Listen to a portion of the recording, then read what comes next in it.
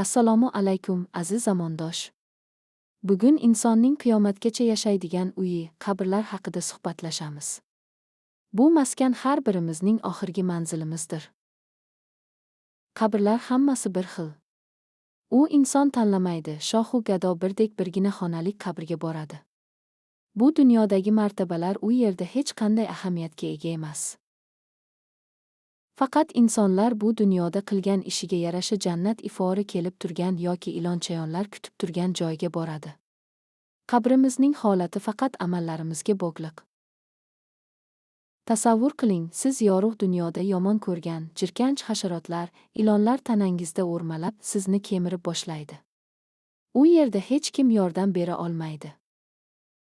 Faqat Allohgina yordam beradi.